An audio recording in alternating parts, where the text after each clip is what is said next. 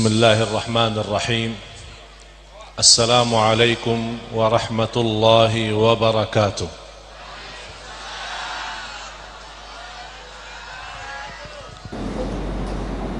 Sebelum ibu berkata kenapa Allah menguji saya, kenapa tidak berkata kenapa Allah memberikan anak saya 19 tahun menjadi hafiz Al-Quran?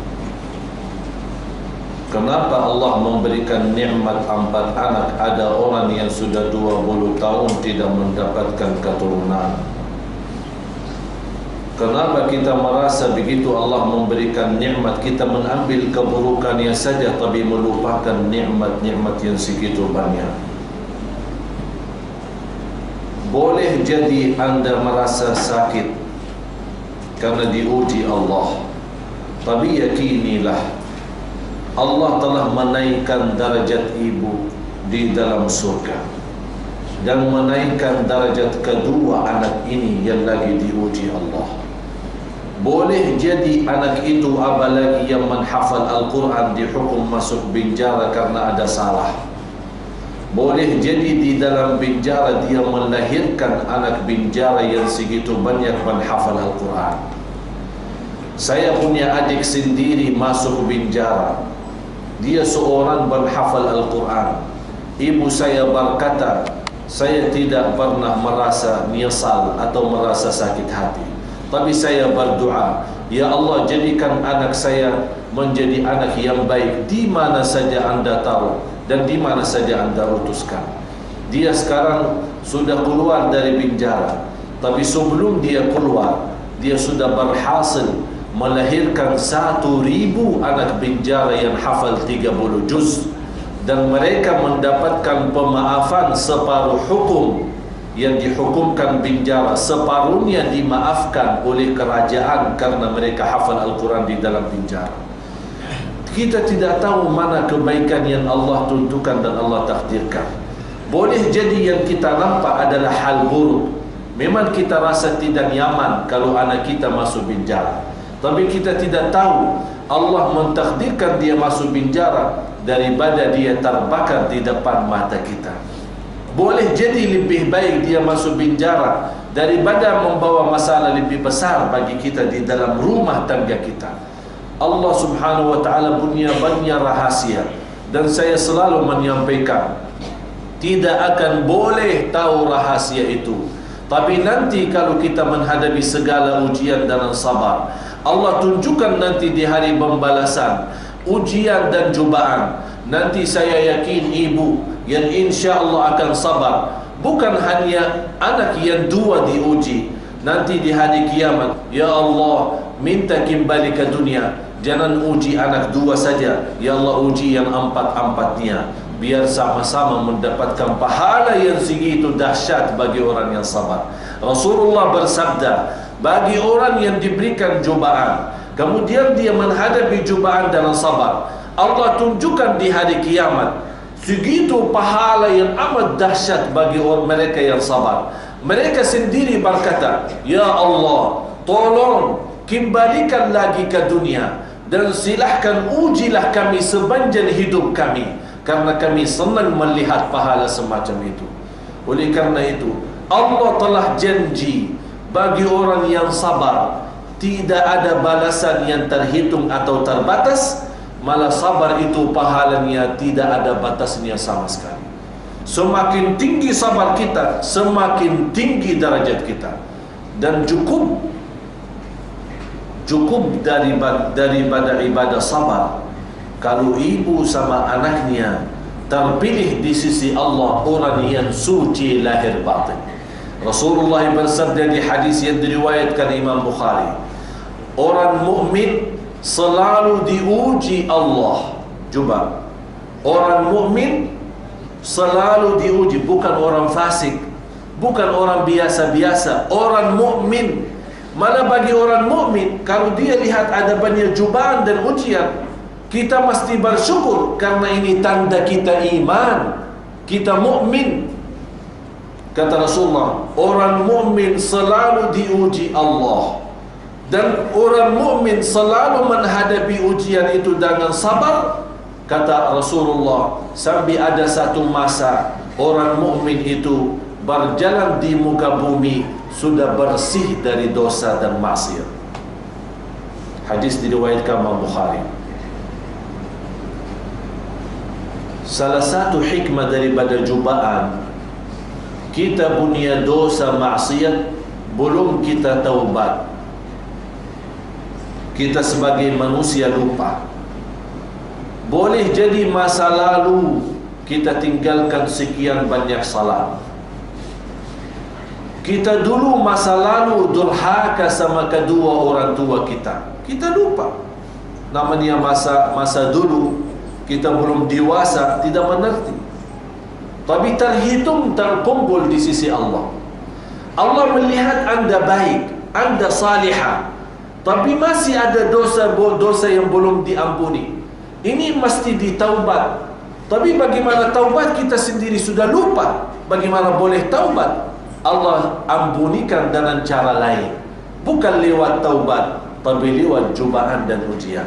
Dan Allah yakin anda akan mampu sabar. Kalau Allah tidak yakin hamba ini mampu sabar, saya yakin tidak akan memberikan cobaan semacam itu. Sebagaimana cerita seorang Urwah bin Zubair yang saya pernah ceritakan, memiliki 7 anak. Yang satu yang paling kecil, yang paling disayangi sama ayahnya, tiba-tiba meninggal dunia. Dia berkata, Alhamdulillah, ya Allah, Engkau berikan 7, ambil 1, masih ada 6. Oleh karena itu, ibu selalu mengucapkan dengan senang hati, ya Allah, Alhamdulillah, Engkau memberikan 4 anak, menguji 2, tapi masih ada 2 menghiburkan saya. Dalam kesabaran yang seperti itu, Allah akan tunjukkan dahsyat. Yang begitu anak yang merasa lagi sakit, Allah sembuhkan, kun fayakun. Dengan apa? Berkah sabar ibunya. Begitu juga anak yang dihukum masuk penjara, Allah subhanahu wa ta'ala dengan berkah sabaran ibunya dan dengan keyakinannya dia pasrah kepada Allah, dan dia yakin ada hikmah di belakang itu, akan Allah kun fayakun. Allah kembalikan semua anaknya bersatu lagi dalam keadaan lebih baik, bukan hanya di dunia dan di akhirat. Oleh karena itu, selalu kita mengambil hikmah. Jangan anda merasa sakit, tapi tolak dengan rasa sakit itu dengan ucapan Alhamdulillah, inna lillah wa inna ilaihi raji'un. Di situ Allah tinggikan posisi derajat anda. Semoga Allah subhanahu wa ta'ala memberikan kekuatan sabar, karena sabar itu jauh dahsyat, menjadi ibadah yang indah dan cukup bagi orang yang sabar. Sebagaimana firman Allah di suratul Baqarah 156 157, wa basyiris sabirin alladzina idza asabathum musibah qalu inna lillah wa inna ilaihi raji'un. Apa yang didapat oleh mereka? Ulaika alaihim salawatun min rabbihim wa rahmah wa ulaika humul muhtadun. Kata Umar bin Al-Khattab radhiyallahu an, ini salah satu ayat yang menghiburkan orang yang menghadapi cobaan dan ujian. Nikmati ayat ini, suratul Baqarah 156 157. Inilah menghiburkan hati kita saat menghadapi cobaan dan ujian. Macam mana sabar, ikhlas dan ridha, itu sebenarnya martabat yang tersusun ya. Jadi sabar, ikhlas, tinggi lagi ridha, itu luar biasa. Dan untuk boleh mendapatkan ridha harus mestinya ada ikhlas. Boleh jadi ikhlas, mestinya ada sabar. Dan sabar itu perlu latihan. Sabar itu perlu latihan. Kalau tidak mampu sabar, bersabarlah. Kalau tidak mampu sabar, bersabarlah. Kalau istilah dalam bahasa Arab, isbiru wasabiru. Di akhir surat Ali Imran ayat 200, ya ayyuhalladzina amanu isbiru. Ada dua kan?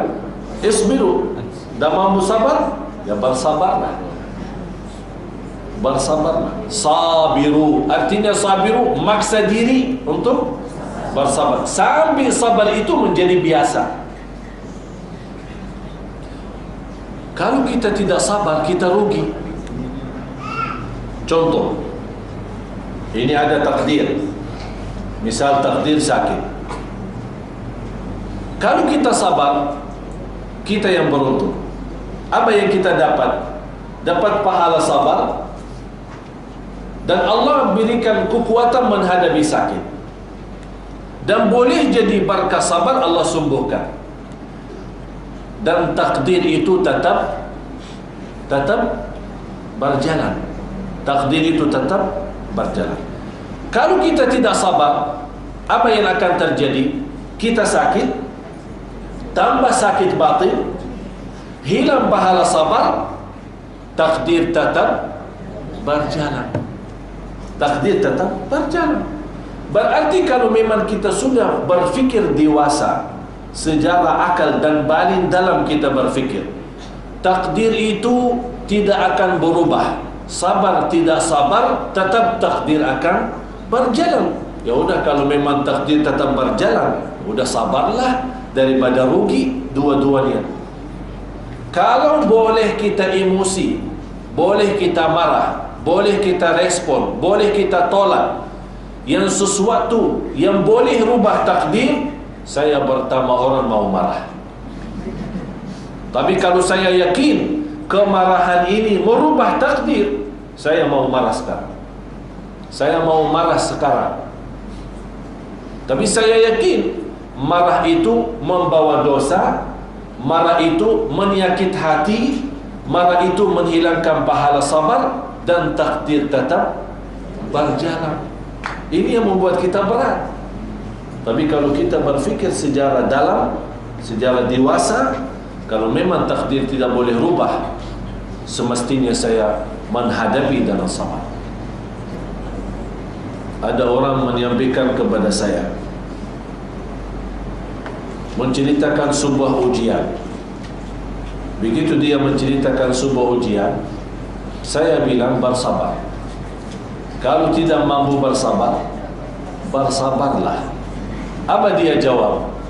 Mohon Ustaz, gampang sekali Ustaz berkata bersabarlah, tapi Ustaz sendiri belum merasakan apa yang saya rasakan.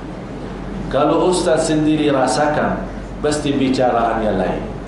Saya membalas dengan senyuman.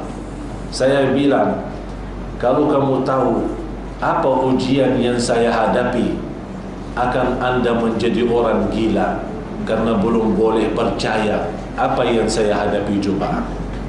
Semuanya punya cobaan. Jangan anda melihat saya bersenyum dengan senang, ini kayaknya Syekh bahagia ini. Tapi di dalam hati saya, Allah Maha tahu apa cobaan yang kita hadapi, apa godaan, fitnah-fitnah macam-macam, apalagi di dalam perjuangan dakwah. Tapi tetap kita menghadapi dengan senang. Contoh, ada seorang datang waktu musim haji. Biasanya musim haji, apalagi mau naik kereta, kan ada kereta rel, kereta yang untuk bawa jamaah dari Mina ke Arafat kan. Biasanya kalau mau masuk kan gesak-gesak sama ini banyak orang.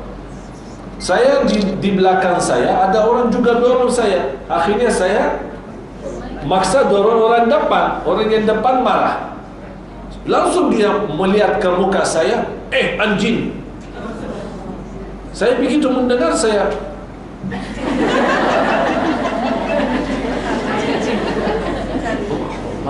anjing, dah ada anjing Pak. Ini kita jemaah haji. Kita jemaah haji, dah ada anjing di sini. Dia kamu, saya bilang, nama saya Ali Jabir, bukan anjing.